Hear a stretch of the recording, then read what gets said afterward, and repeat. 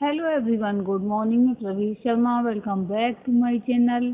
आज का हमारा टॉपिक है nature of home science education, गृह विज्ञान शिक्षा की प्रकृति।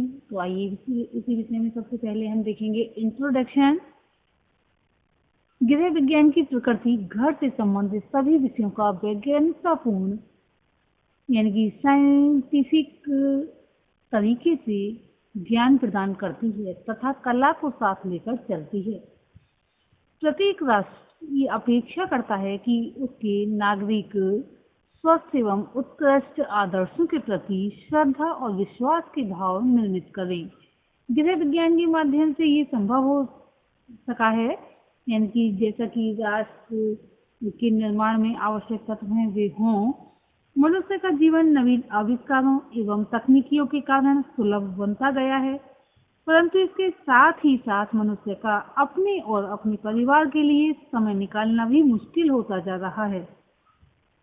अतः कैसे समय, संसाधन और शक्ति की बचत करके पारिवारिक कार्यों और उत्तरदायित्वों के मध्य समन्वय स्थापित किया जाए, ये अत्यधिक महत्वपूर्ण प्रश्न बन गया है।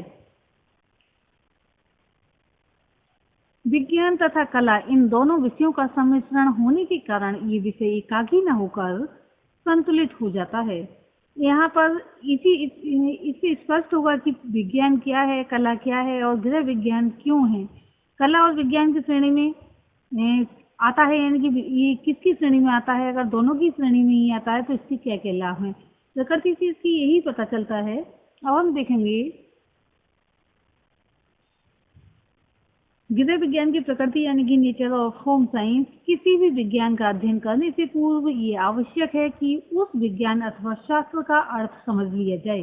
यदि गृह विज्ञान के शाब्दिक अर्थ का विश्लेषण किया जाए तो ये कहा जा सकता है कि गृह विज्ञान एक व्यवस्थित अध्ययन है जिसमें गृह अर्थात घर परिवार में रहकर ही परिवार के सभी सदस्यों की विभिन्न आवश्यकताओं की पूर्ति होती है तथा इसके अंतर्गत परिवार के सभी सदस्यों का प्रयास होता है कि उन्हें सभी प्रकार की अच्छी सुख सुविधाएं प्राप्त हों।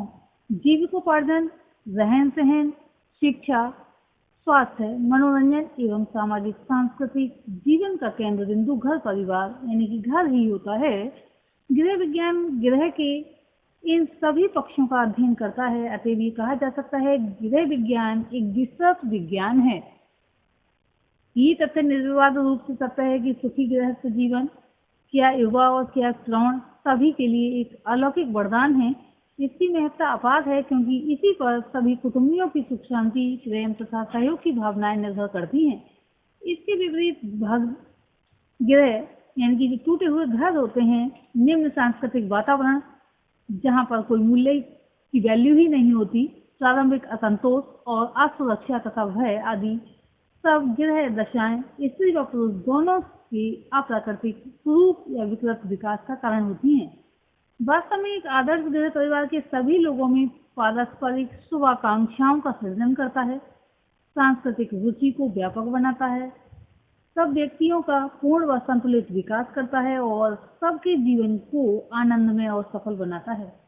परंतु इस प्रकार के गृह निर्माण में गृह रचयिता का बहुत अधिक उत्तरदायित्व है। गृहिणी के कर्तव्यों का महत्व बताते हुए एक विद्वान लेखक ने लिखा है कि गृहिणी सर्वप्रथम पत्नी और माँ है, वह मित्र और परामर्शदात्री है, वह गृह स्वामिनी और अन्नपूर्णा है, परिवार के रोगी सदस्यों की सेवा शुश्रूषा के समय परिचारिका है और घरेलू वस्त्र एवं सामान की सिलाई व मरम्मत करते समय दर्जी है, पालतू गाय भैंसों की संरक्षिका है, कपड़ों की सफाई व सुरक्षा के लिए धोबिन है, घर की आमदनी और खर्च का हिसाब रखने के लिए एक खजांची है। कहने का तात्पर्य ये है कि गृह संबंधी कार्यों को करने के लिए सब कुछ वही है। गृहिणी गृहम उच्यते, ये कपोतोपाख्यान में कहा गया है। अब गृह विज्ञान शब्द दो शब्दों से मिलकर बना है, जैसा कि हम जानते ही हैं। गृह तथा विज्ञान अर्थात घर का विज्ञान। गृह शब्द के कई अर्थ शब्दकोश में मिलते हैं, जैसे कि घर या गृह प्लेस वेयर वन लिव्स, मकान या निवास, ए हाउस और अदर डेलिंग, परिवार या फैमिली और group living in a house, स्वदेश या मातृभूमि, मातृभूमि जिसे कहा जाता है, ए पर्सन, कंट्री या सिटी, किसी वस्तु के आविष्कार, स्थापना एवं विकसित होने का स्थान। The place where something invented, founded और डेवलप्ड, अर्थात एक सुगृहिणी से ही घर की शोभा बढ़ती है। गृहिणी परिवार की सामंजस्य करता है, वह नियंत्रण व पथ प्रदर्शक है, यानी कि नियंत्रक जिसे कहा जाता है, यानी नियंत्रण करने वाली, समायोजक है। जब गृह निर्माण का इतना अधिक महत्व है और गृहिणी के इतने महत्व हैं या फिर इतने कर्तव्य हैं, तब ये आवश्यक है कि बालिकाओं को, जो भी भविष्य की गृहिणी है, गृह निर्माण की शिक्षा उचित विधि से दी जानी चाहिए। जिस प्रकार डॉक्टर, नर्स, वकील, इंजीनियर, ड्राइवर आदि की शिक्षा, इनको अलग से शिक्षा देना अनिवार्य हो जाता है, उसी प्रकार गृह निर्माण की शिक्षा छात्राओं को देना आवश्यक हो जाता है, ताकि वे भविष्य में एक उत्तम गृहिणी की भूमिका ठीक प्रकार से निभा सके। गृह विज्ञान को हम व्यापक विषय कह सकते हैं। गृह निर्माण इतना व्यापक विषय है, या गृह विज्ञान एक इतना व्यापक विषय है कि इस विषय के शिक्षण को कई नामों से पुकारा जाता है, जैसे कि गृह विज्ञान, गृह शिल्प, गृह अर्थशास्त्र, जैसे कि इसे कह सकते हैं इंग्लिश में domestic science, house craft, home economics, गृह कला, गृह शास्त्र या मितव्ययता आदि। इसके अंतर्गत आने वाले विषयों पर यदि प्रकाश डाला जाए तो सर्वप्रथम पाकशास्त्र, सिलाई, धुलाई, सफाई आदि की ओर ही ध्यान दिया जाता है। वास्तव में एक आदर्श गृह में पाकशास्त्र एक महत्वपूर्ण स्थान अवश्य रखता है। गृह विज्ञान की प्रकृति अर्थात इस विषय का स्वरूप कैसा हो, तो ज्ञात हो कि इसे कला और विज्ञान दोनों के ही अंतर्गत रखा जाता है। पुनः प्रश्न उठ जाता है कि विज्ञान किस आधार पर और कला किस आधार पर, ये जानने से पूर्व हमें गृह विज्ञान कला की क्या विशेषताएं हैं, ये जानना भी आवश्यक हो जाता है। तो हम नेक्स्ट पॉइंट में देखेंगे meaning and characteristics of science.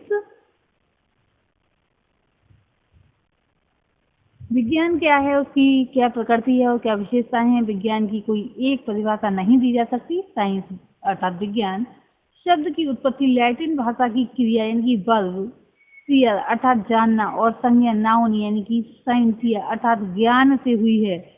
विज्ञान के अर्थ को और अधिक स्पष्ट करने के लिए यहाँ पर हम कुछ परिभाषाएं देखेंगे, जिसमें से एक परिभाषा इस प्रकार से है, science is a cumulative and endless series of empirical observation which result in the formation of concepts and theories, with both concepts and theories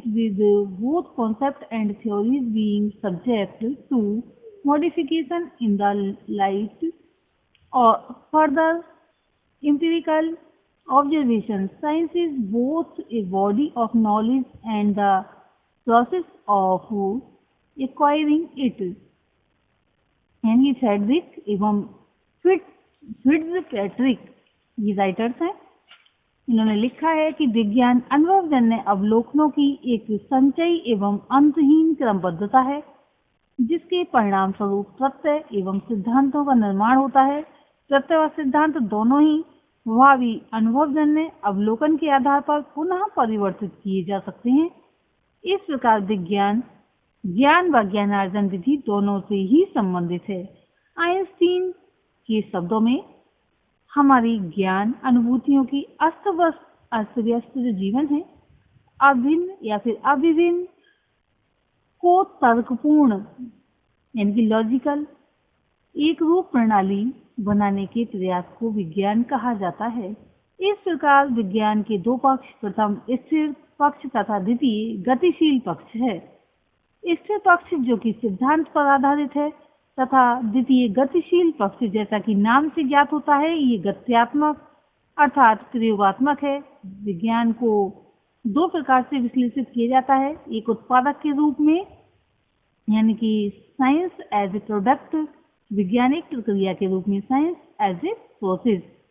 अब उत्पादक के रूप में हम देखते हैं, इस पक्ष के अंतर्गत विज्ञान में निश्चित तथ्य, नियम, सिद्धांत, मान्यताएं एवं विचारधाराएं इत्यादि सम्मिलित होते हैं और प्रक्रिया यानी कि प्रोसेस के रूप में इस पक्ष के अंतर्गत तथ्यों को निश्चित करने की विधि आती है। इसी कारण विज्ञान के विषय में कथन है कि विज्ञान संज्ञा की अपेक्षा क्रियाधिक है। Science is more a verb than it is a noun. विज्ञान की विशेषताओं का निरूपण कुछ बिंदुओं के द्वारा हम कर सकते हैं। इन बिंदुओं को हम इस प्रकार से देख रहे हैं। व्यवस्थित एवं योजनाबद्ध ज्ञान, मनुष्य के अनुभवों द्वारा प्राप्त ज्ञान, व्यापकता, निरीक्षण एवं परीक्षण पर आधारित, कारण एवं परिणाम के मध्य संबंध, परिणामों के पूर्वानुमान की संभावना, ये हैं विज्ञान की विशेषताएं। गृह विज्ञान विषय में ये जो विशेषताएं हैं सभी समाहित हैं यानी कि पाई जाती हैं। गृह विज्ञान को विज्ञान के साथ साथ कला भी कहा जाता है। ये जानने से पूर्व कला की विशेषताएं जानना भी आवश्यक हो जाता है, क्योंकि जब हमने विज्ञान की विशेषताओं पर प्रकाश डाला है तो साथ साथ कलाओं की या कला की विशेषता पर भी प्रकाश डालना आवश्यक है। तो यहाँ पर हम देख रहे हैं कला की विशेषताएं। व्यवहारिक ज्ञान, व्यक्तिगत कुशलता, सार्थक परिणाम, सृजनात्मकता, निरंतर अभ्यास द्वारा सुधार। गृह विज्ञान विषय व्यवहारिक ज्ञान प्रदान करता है, व्यक्तिगत कुशलता की वृद्धि करता है, इसके सिद्धांतों से सार्थक परिणाम प्राप्त होते हैं, सृजनात्मकता का विकास होता है और अभ्यास के द्वारा तथा प्रयोगों के द्वारा कार्य में सुधार होता है। इस प्रकार सिद्ध होता है कि गृह विज्ञान कला एवं विज्ञान दोनों ही हैं। गृह विज्ञान विषय कला की भी शिक्षा देता है और विज्ञान की भी। ये जो है वैज्ञानिकतापूर्ण शिक्षा बच्चों के लिए यानी कि छात्राओं के लिए देता है। वैसे ऐसा नहीं है केवल छात्राएं ही गृह विज्ञान पढ़ती हैं, आजकल छात्रों के लिए भी गृह विज्ञान विषय पढ़ाया जाने लगा है। अब इसके कारण दैनिक जीवन में इस विषय की व्यवहारिकता की उपयोगिता भी बढ़ रही है। जीबी फेरी ने लिखा है कि भारत में गृह विज्ञान का दर्शन यथार्थ में गृह और परिवार का ही दर्शन है।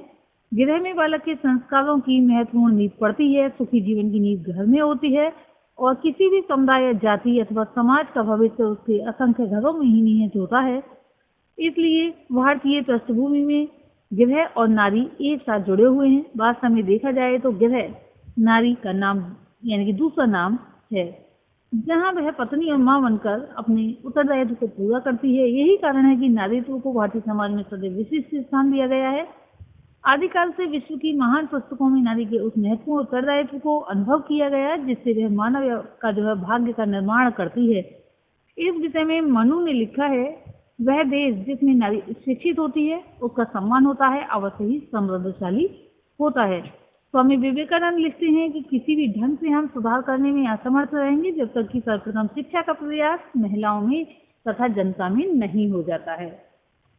इस प्रकार हम कह सकते हैं कि गृह विज्ञान वह विषय है जिसमें विज्ञान तथा कला की सहायता से अधिक स्वस्थ व समृद्धशाली गृह के निर्माण में सहायता मिलती है। आज के लिए इतना ही। धन्यवाद।